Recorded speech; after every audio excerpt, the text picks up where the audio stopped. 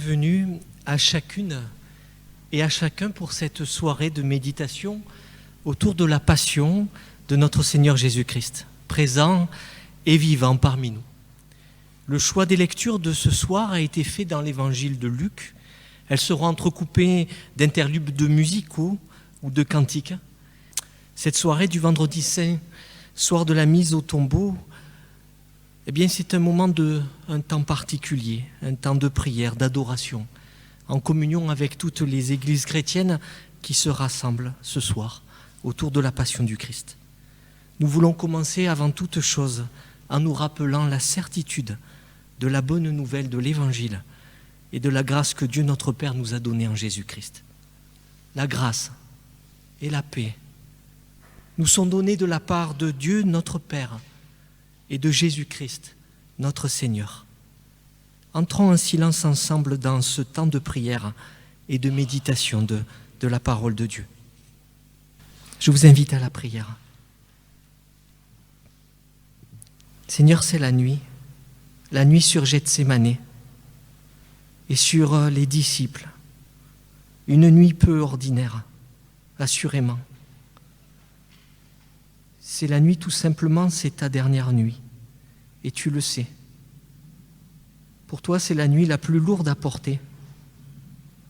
Les disciples sont là avec leur maladresse et leur amour du Maître. Ils savent plus ou moins qu'un lourd secret pèse sur cette nuit.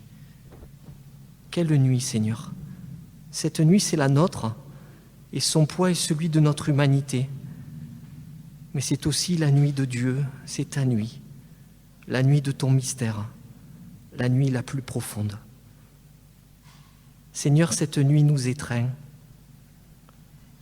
mais ne reculons pas, cheminons pas à pas, car on pressent déjà qu'il y a dans cette étreinte une étreinte d'amour. Ô Christ, accueille-nous dans cette nuit qui est la tienne. Amen.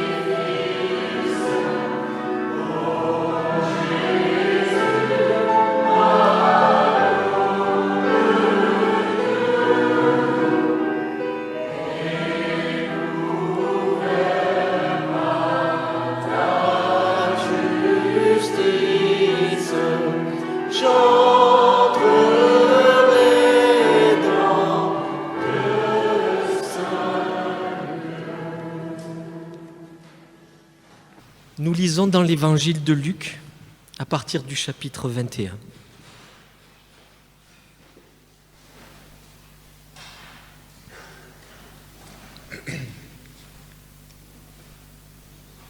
Jésus-Christ enseignait dans le temple, mais la nuit, sortant, il demeurait dehors, sur la montagne appelée des Oliviers.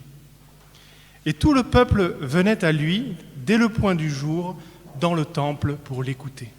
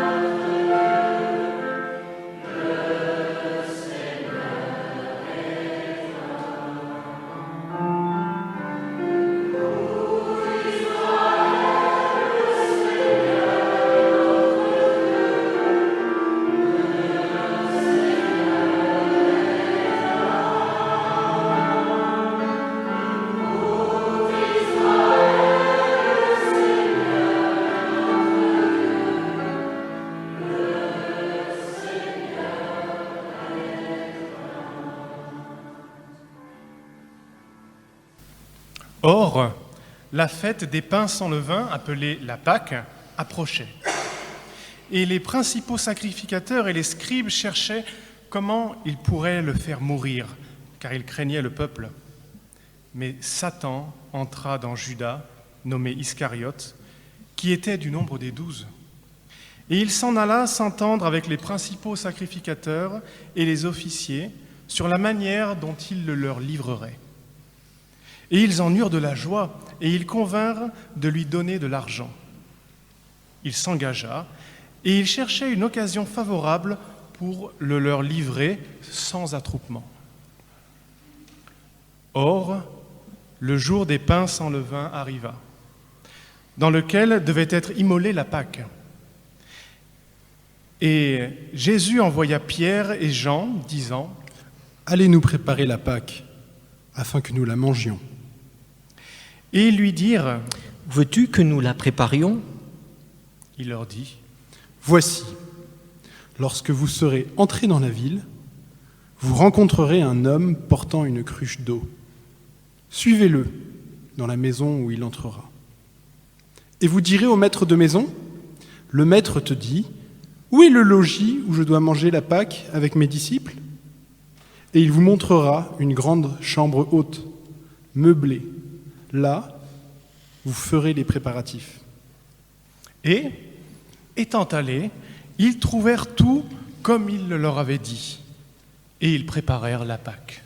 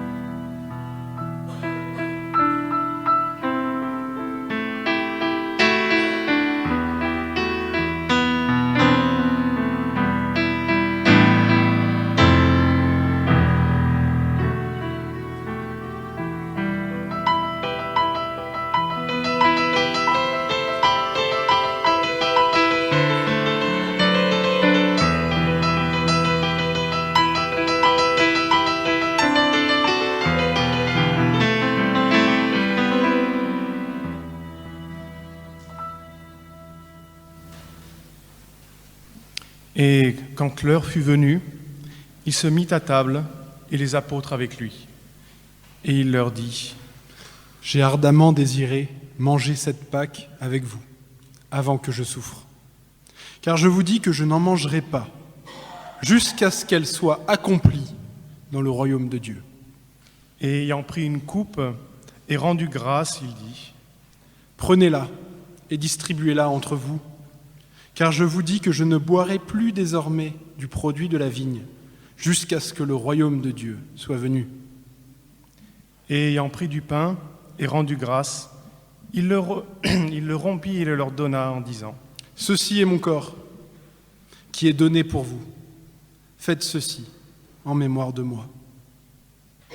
Et de même aussi, il prit la coupe après le repas en disant : Cette coupe est la nouvelle alliance en mon sang, qui est répandue pour vous.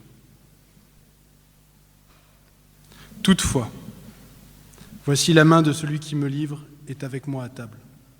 Parce que le Fils de l'homme s'en va, il est vrai, selon ce qui a été déterminé. Toutefois, malheur à cet homme par qui il est livré. Et eux commencèrent à se demander les uns les autres qui était celui d'entre eux qui ferait cela. Or, il s'éleva aussi une contestation parmi eux pour savoir lequel d'entre eux était estimé le plus grand. Mais Jésus leur dit : Les rois des nations les asservissent, et ceux qui exercent leur puissance sur elles sont appelés des bienfaiteurs. Mais pour vous, qu'il n'en soit pas ainsi. Au contraire, que le plus grand parmi vous soit comme le plus petit, et celui qui gouverne, qu'il soit comme celui qui sert. Car qui est le plus grand, celui qui est à table ou celui qui sert ? N'est-ce pas celui qui est à table ? Et moi, je suis au milieu de vous, comme celui qui sert.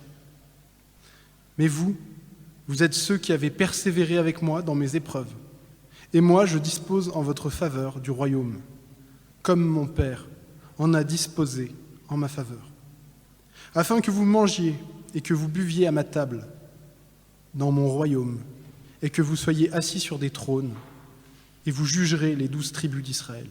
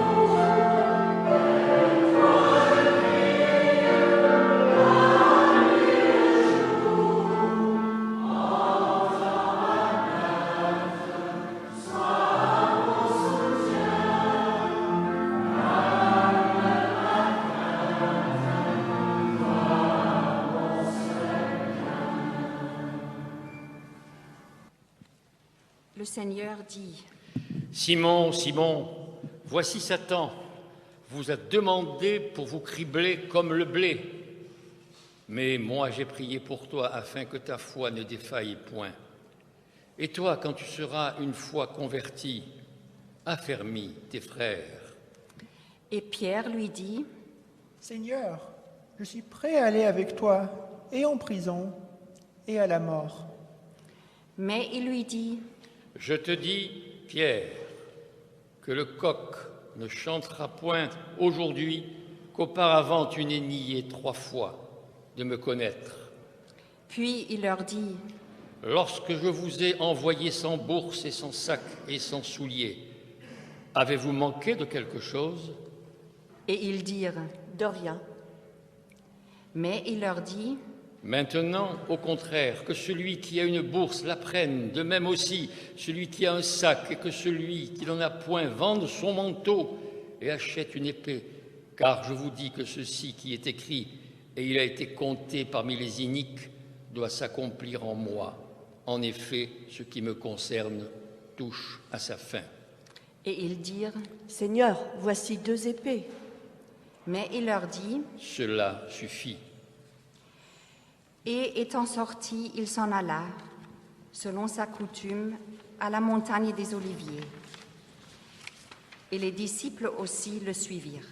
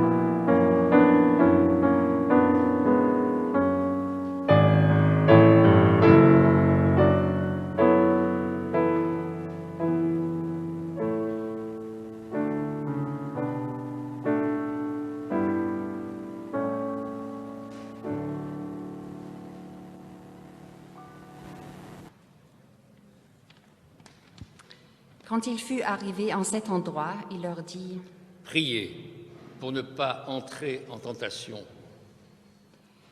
et lui-même s'éloigna d'eux à la distance d'environ 1 jet de pierre, et s'étant mis à genoux, il priait, en disant, Père, si tu voulais éloigner de moi cette coupe, toutefois que ce ne soit pas ma volonté, mais la tienne qui se fasse. et un ange venu du ciel lui apparut pour le fortifier. Et étant entré en agonie, il priait plus instamment, et sa sueur devint comme de grosses gouttes de sang qui tombaient sur la terre. Et s'étant levé de la prière, il vint vers ses disciples et les trouva endormis de tristesse.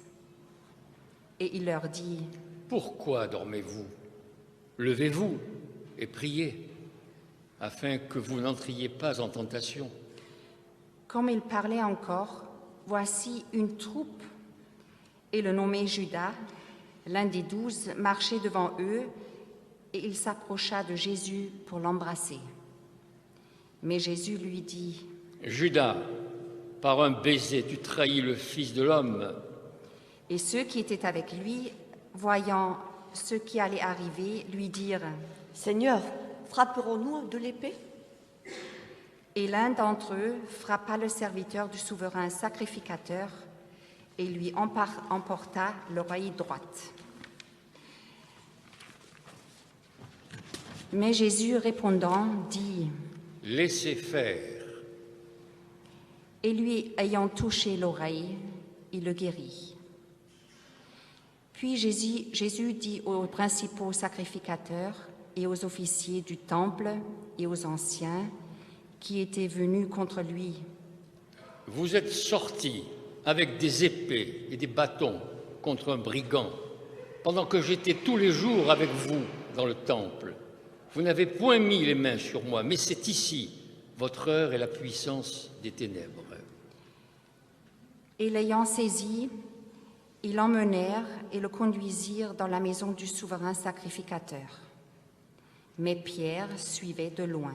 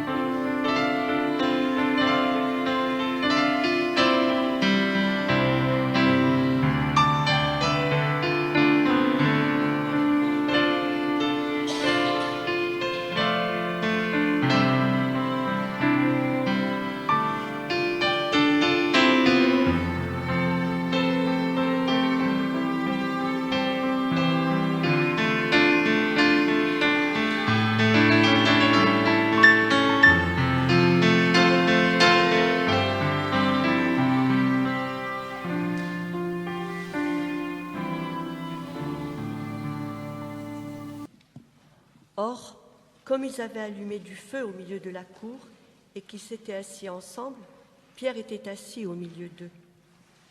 Mais une servante, le voyant assis à la lueur du feu et le regardant attentivement, dit : « Celui-ci était aussi avec lui. » Mais lui le nia, disant : « Femme, je ne le connais point. » Et peu après, un autre le voyant dit : « Toi aussi, tu es des leurs. » Mais Pierre dit : « Homme, je n'en suis point. » Et 1 heure environ s'étant écoulée, un autre affirmait en disant : « En vérité, celui-ci était aussi avec lui, car aussi il est galiléen. » Mais Pierre dit : « Homme, je ne sais pas ce que tu dis. » Et au même instant, comme il parlait encore, un coq chanta. Et le Seigneur, s'étant retourné, regarda Pierre, et Pierre se ressouvint de la parole du Seigneur, comme il lui avait dit. Avant que le coq ait chanté aujourd'hui, tu me renieras 3 fois. Et étant sorti, il pleura amèrement.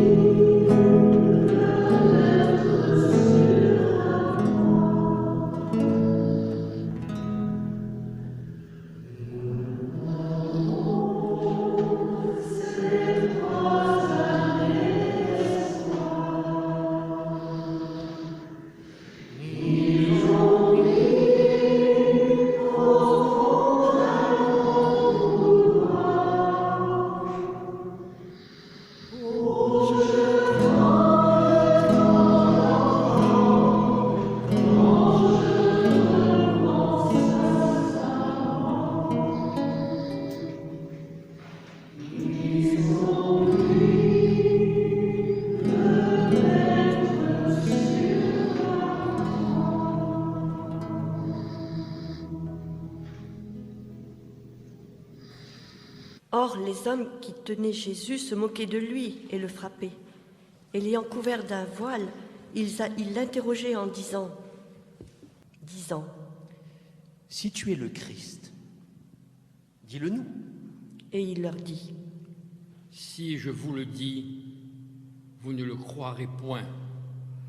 Et si je vous interroge, vous ne me répondrez point. Mais désormais, le Fils de l'homme sera assis à la droite de la puissance de Dieu. » Et ils dirent tous « Tu es donc le Fils de Dieu. » Et il leur dit « Vous le dites, je le suis. » Mais ils dirent « Car nous encore besoin de témoignages, car nous-mêmes, nous l'avons entendu de sa bouche. » Et toute leur multitude s'étant levée, ils le conduisirent devant Pilate.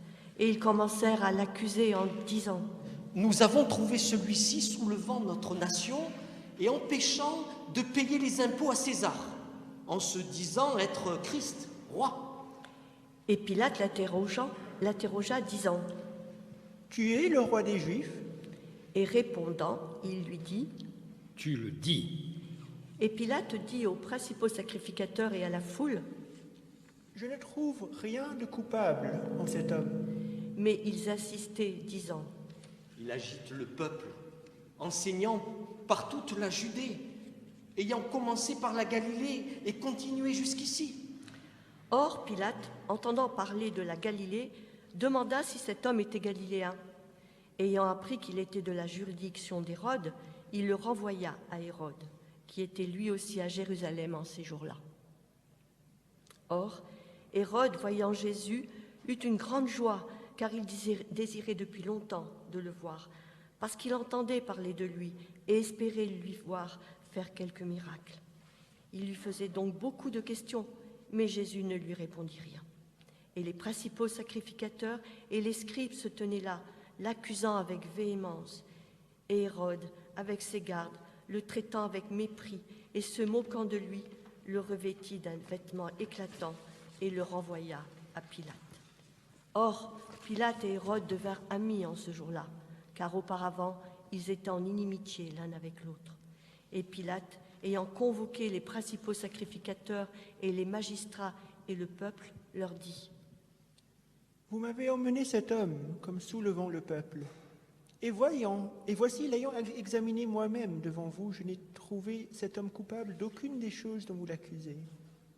Et Hérode non plus, car il nous l'a renvoyé. Et voici, il n'a rien fait qui soit digne de mort.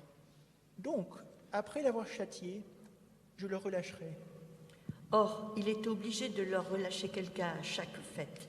Et ils s'écrièrent tous ensemble, disant « Fais mourir celui-ci et relâche-nous Barabbas. » Cet homme avait été mis en prison pour une sédition qui s'était faite dans la ville et pour un meurtre. Et Pilate leur adressa de nouveau la parole, désirant de relâcher Jésus. Mais ils s'écrièrent en disant « Crucifie-le, crucifie-le » Et pour la troisième fois, il leur dit « Et quel mal a-t-il donc fait? Je n'ai rien trouvé en lui qui soit digne de mort. Donc, après l'avoir fait châtier, je le relâcherai. » Mais ils insistaient avec de grands cris, demandant qu'il fût crucifié, et leurs cris redoublaient. Et Pilate prononça que ce qu'il demandait fut fait. Il relâcha donc celui qui avait été mis en prison pour sédition et pour meurtre, et qu'il demandait, et il livra Jésus à leur volonté.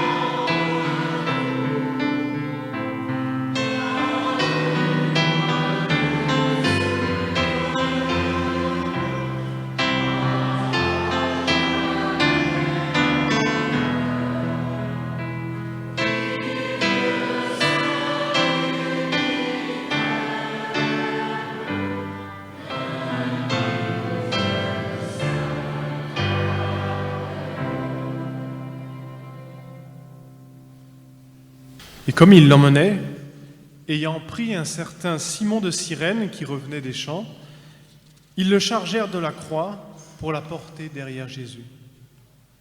Et une grande multitude de peuples et de femmes le suivaient, qui se frappaient la poitrine et se lamentaient sur lui. Mais Jésus, se tournant vers elles, leur dit : « Filles de Jérusalem, ne pleurez pas sur moi, mais pleurez sur vous-même et sur vos enfants. Car voici, des jours viennent où l'on dira : heureuses les stériles et les seins qui n'ont pas enfanté, et les mamelles de celles qui n'ont pas allaité.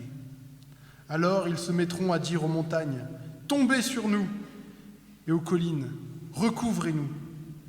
Car si l'on fait ces choses au bois vert, qu'arrivera-t-il au bois sec ? Et l'on menait aussi 2 autres qui étaient des malfaiteurs pour les faire mourir avec lui. Et quand ils furent arrivés au lieu appelé Crâne, ils le crucifièrent là, et les malfaiteurs, l'un à sa droite et l'autre à sa gauche.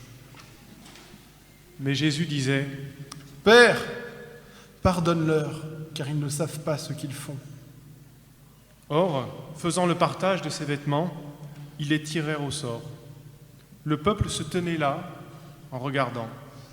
Et les magistrats se moquaient en disant : « Il a sauvé les autres, qui se sauve lui-même, si c'est lui qui est le Christ, l'élu de Dieu. » Et les soldats aussi se moquaient de lui, en s'approchant, lui présentant du vinaigre et disant : « Si tu es le roi des Juifs, sauve-toi toi-même. » Il y avait aussi, au-dessus de lui, une inscription : « Celui-ci est le roi des Juifs. » Or l'un des malfaiteurs crucifiés l'injuriait en disant : « N'es-tu pas le Christ ?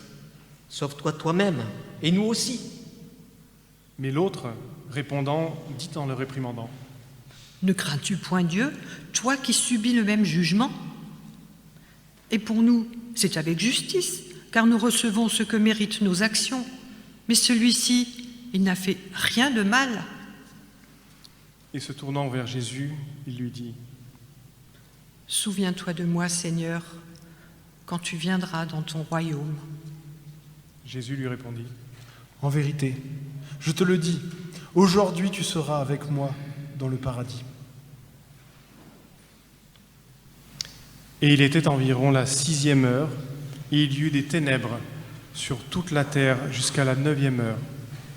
Le soleil s'obscurcit, et le voile du temple se déchira par le milieu. Et Jésus, s'écriant d'une voix forte, dit : « Père, je remets mon esprit entre tes mains. » Et ayant dit cela, il expira.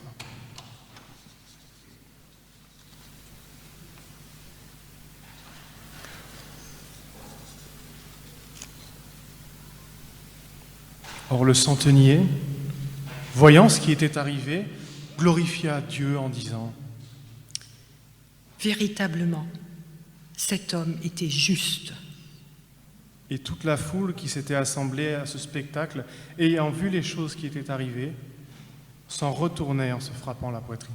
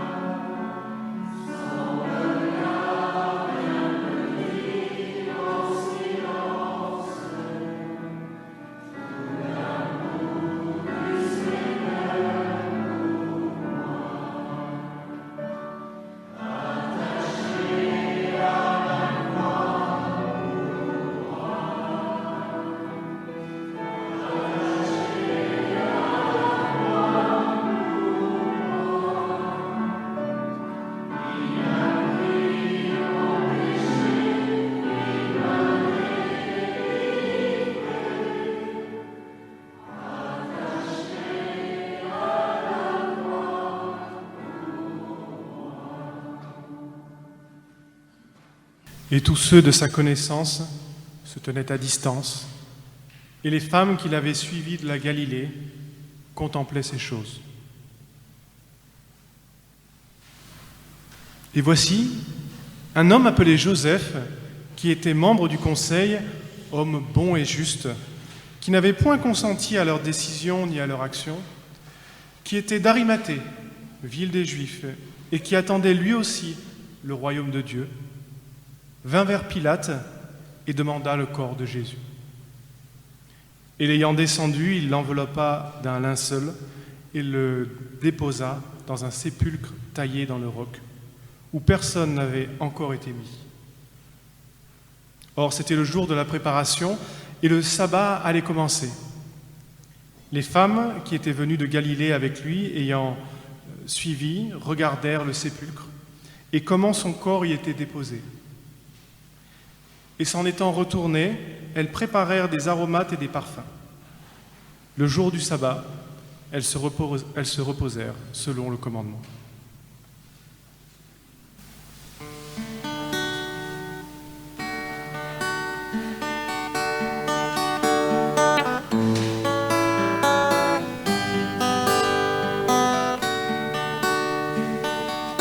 Quand j'ai vu tes mains guérir ton âme malade, quand j'ai vu tes mains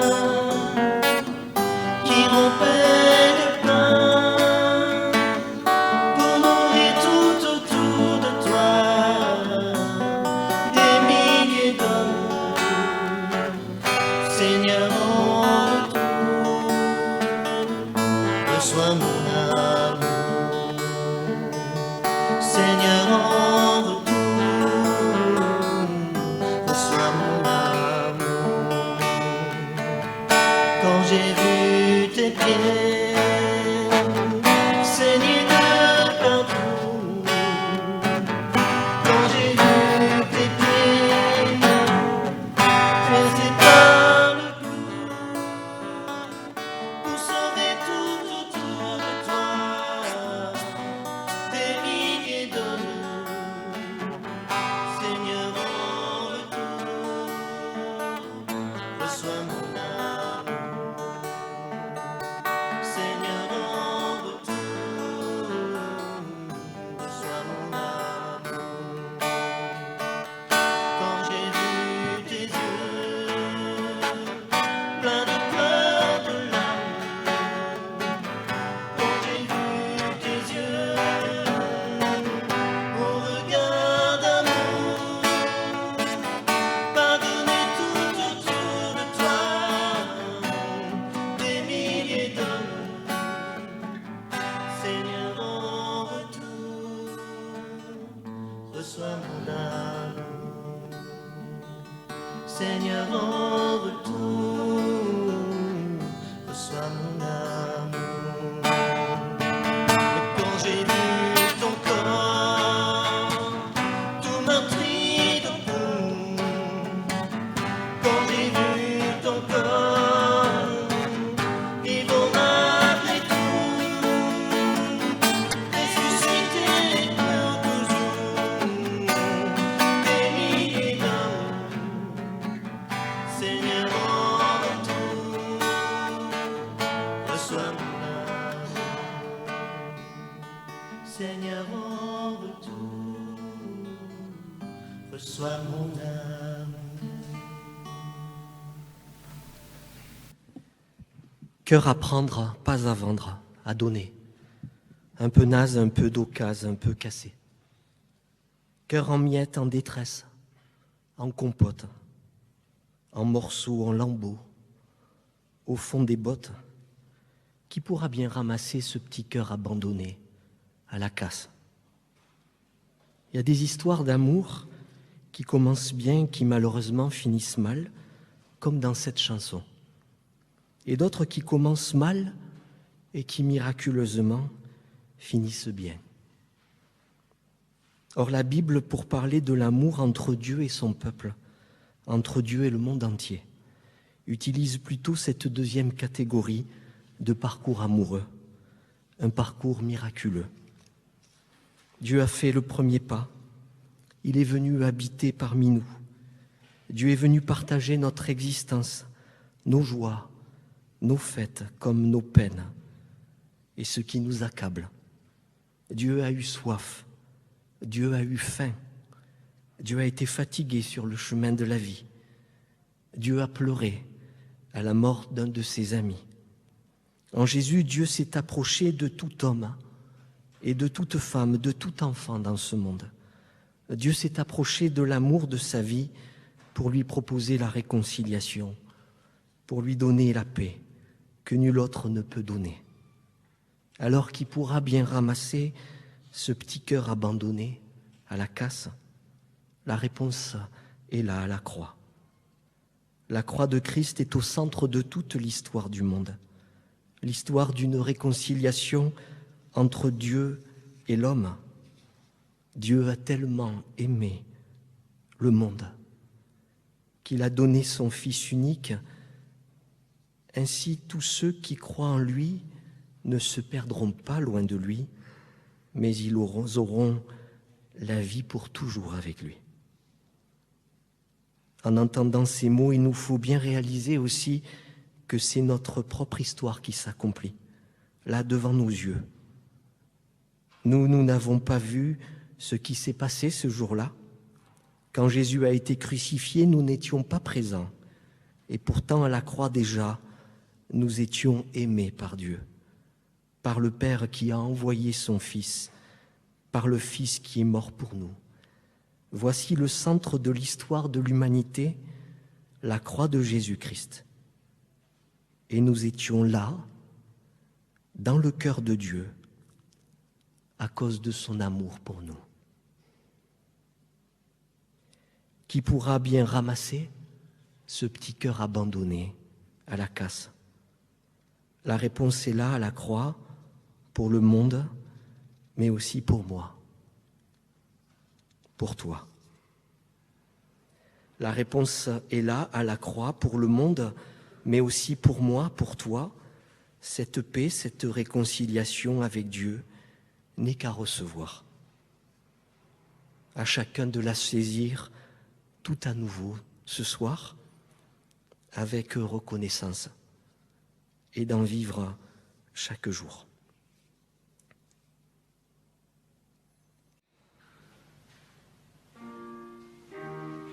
Amen.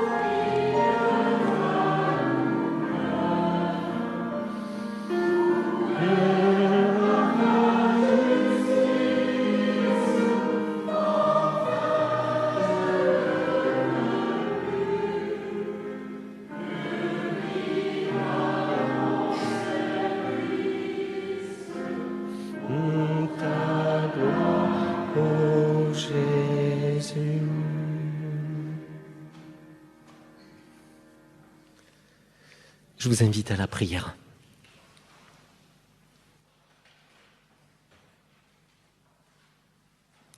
Seigneur, qui sommes-nous pour que l'histoire de cette journée vienne croiser et rencontrer l'histoire de nos journées? Sommes-nous semblables à Simon de Cyrène qui essaie de porter quelque chose de ta croix?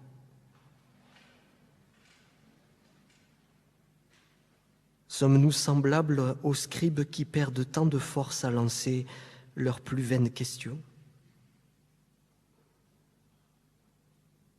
Sommes-nous semblables à Judas qui trahit son ami? Sommes-nous semblables au centurion romain qui regarde, qui voit et qui commence à croire? Seigneur, c'est toi qui le sais. Permets ce soir encore que le voile qui recouvre nos yeux se déchire comme le voile du temple et que nous apprenions à reconnaître le visage de Dieu dans les traits du crucifié. Père, les ténèbres ont envahi le monde à l'heure où la lumière est la plus éclatante, à l'heure où ton Fils nous a aimés jusqu'à la fin. Alors ce soir, devant toi, nous te prions pour ce monde qui vit dans la nuit. Nous te prions aussi pour tous ceux et celles qui traversent la nuit de ce monde. Ce soir, nous voulons te prier tout particulièrement pour ton Église, qui t'attend comme son époux dans la nuit de ce monde. Nous te disons encore ce soir, Maranatha, viens bientôt. Reviens bientôt et fais toutes choses nouvelles. Que ton règne vienne.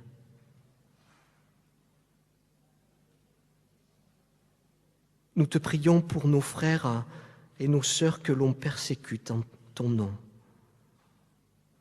et qui se cachent dans la nuit pour te prier. Pour celles et ceux que l'on arrache en pleine nuit de leur foyer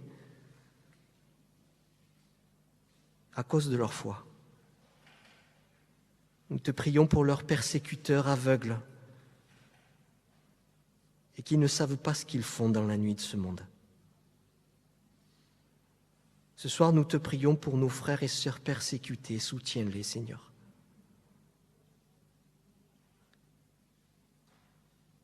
Nous te prions aussi ce soir pour les malades, pour ceux qui sont dans les hôpitaux en cette nuit,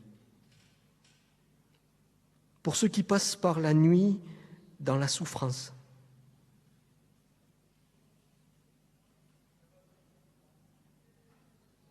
Pour ceux et celles qui meurent en cette nuit.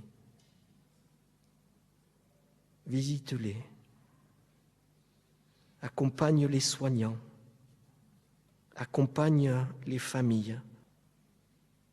Nous te demandons d'accorder ta grâce secrète et mystérieuse et ton réconfort dans toutes ces difficultés. Même les ténèbres ne sont pas ténébreuses pour toi.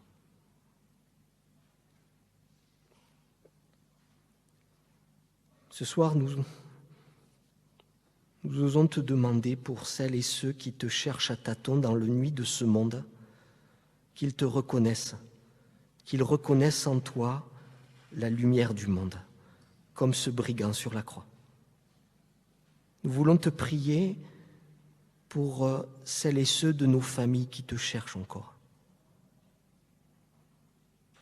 Nous voulons te prier pour nos voisins, pour nos amis qui te cherchent encore. Nous voulons te prier pour celles et ceux à qui nous avons partagé une parole de ta part. Semer l'Évangile. Révèle-toi, Seigneur, comme le roi des rois. Seigneur, en communion avec l'Église universelle, avec celle de tous les lieux, de tous les temps, en cette soirée toute particulière, nous voulons faire monter vers toi la prière de tes enfants. Ensemble, nous te disons, notre Père qui es aux cieux, que ton nom soit sanctifié, que ton règne vienne, que ta volonté soit faite sur la terre comme au ciel. Donne-nous aujourd'hui notre pain de ce jour. Pardonne-nous nos offenses, comme nous pardonnons aussi à ceux qui nous ont offensés. Et ne nous soumets pas à la tentation, mais délivre-nous du mal. Car c'est à toi qu'appartiennent le règne, la puissance et la gloire pour les siècles des siècles. Jésus, au soir de sa passion, disait à ses apôtres réunis, ses derniers adieux, il disait ces paroles dans Jean 14, « Je vous laisse la paix. Je vous donne ma paix et je ne la donne pas comme le monde la donne. Que votre cœur ne se trouble pas. » Dans le livre d'Ésaïe, nous trouvons ces mots. Nous errions tous ça et là comme un troupeau éparpillé. C'était chacun pour soi. Mais le Seigneur lui a fait subir les conséquences de nos fautes à tous. Il s'est laissé maltraiter sans protester, sans rien dire, comme un agneau qu'on mène à l'abattoir, comme une brebis devant ceux qui la tondent. On l'a arrêté, jugé, supprimé. Mais qui se souciait de son sort? Or, il était éliminé du monde des vivants, il était frappé à mort du fait des crimes de mon peuple. Si le Christ dit quelques paroles en croix, il est surtout en silence. Le silence de cet homme crucifié devient une parole déchirante, bouleversante. Dieu dit tout quand il se tait pour mourir. Je vous invite à repartir dans le silence et dans la paix que le Seigneur nous donne. Dieu a fait Seigneur et Sauveur ce Jésus que nous avons crucifié. Que la grâce de notre Seigneur Jésus-Christ soit avec nous tous. Allons ensemble dans la paix que nous donne Jésus-Christ. Amen. Nous chantons un dernier cantique.